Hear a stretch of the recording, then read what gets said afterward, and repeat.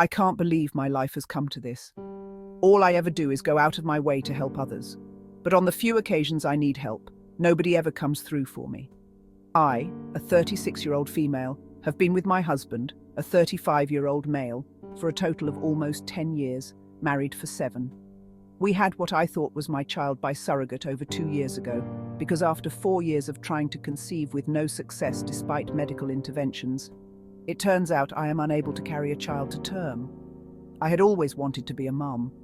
Devastated is an understatement regarding how I felt when I found out I have a medical condition that would make it nearly impossible to carry a baby to term. It was even more upsetting when I had to get a major surgery to remove uterine growths, with the hope to increase fertility, and complications during surgery warranted a partial hysterectomy involving removal of my uterus only. I still had my ovaries, so we started looking into the cost of a surrogate. It is really expensive.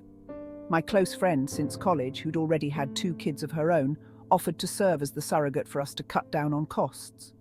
After 2 disappointing IVF sessions that did not result in pregnancy, she became pregnant on the 3rd try and carried a boy to term for us. I was so happy and busy after the birth, between being a mum and returning to work after a 4-week parental leave, so I didn't notice any warning signs. I should have noticed the red flags and warning signs early on, but did not because I was so exhausted from working so much at my stressful job and 2 part-time jobs to cover most of the bills and anticipated medical and legal costs associated with this friend becoming our surrogate. I was the primary breadwinner. My friend and my husband started talking more, and I would sometimes come home from my weekend job to find her already hanging out at our house when my husband was there. I chalked it up as innocuous, and it's good for her to know my husband better since she was in the process of hopefully carrying our child for us. I was grateful to have someone helping us have a child. I also thought it weird that our son has brown eyes when both of us have blue. Then I found out that while this is uncommon, it's possible sometimes due to many genes controlling eye color. Recently, it all came to a head when I took our son to a doctor's appointment, and they did a metabolic panel and blood tests, which showed that he had a blood type that is not biologically possible to have with me as his mother. He's B+, I'm A+, husband is O+. Immediately I started worrying it was the fertility clinic's fault, and that they'd messed up and implanted a wrong embryo. I started lining up lawyer consultations to possibly sue the clinic and looked into having a DNA parentage test done. The test results showed that I'm not the mother, but my husband still is the father. I was heartbroken and angrier than ever.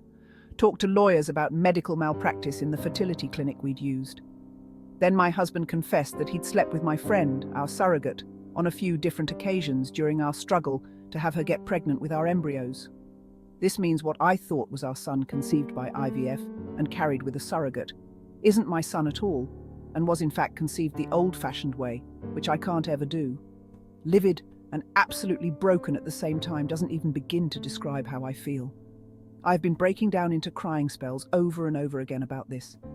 He claims he didn't ever think pregnancy could result because he pulled out, and he had always assumed that he was the reason for our earlier struggles to conceive, both before my hysterectomy and during the IVF insemination process with this friend.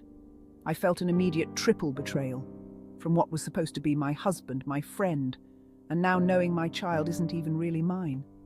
I had such white-hot rage and delirium. I immediately left home and stayed at a hotel for almost a week before asking my parents to let me stay at home for a while. I admit I left our son with him. I'm now filing for divorce because he cheated and betrayed me in the worst possible way. I've also cut off my friendship with my friend, the surrogate, and feel afraid to trust anyone else now. I've seen a divorce lawyer to see about giving up my legal rights to this kid, so I don't have to face such betrayal or owe child support. My husband and friend, surrogate, admit they were wrong and keep apologizing, but also called me immature and heartless to just give up on my son like that. My parents also say I can't just give up on a kid that I went through so many legal and medical hoops to have.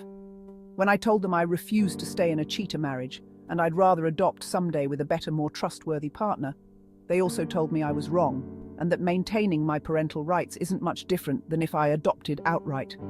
They said it isn't blood that makes a family. They're all about me divorcing my cheater husband, but keep telling me I'm making a mistake giving up my parental rights. Some of my other friends agree with what I'm doing. A few admitted they weren't big enough to swallow pride and care for an affair baby. or to see daily reminders of my friend surrogate's betrayal every time I look at her son.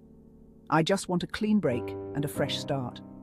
I'm also looking at relocating several states away. Am I the asshole to give up my parental rights in the divorce because a kid I paid a lot of money to have born by surrogacy isn't biologically mine at all, but the surrogate's? Credits written by author's name, narrated by narrator's name, produced by producer's name.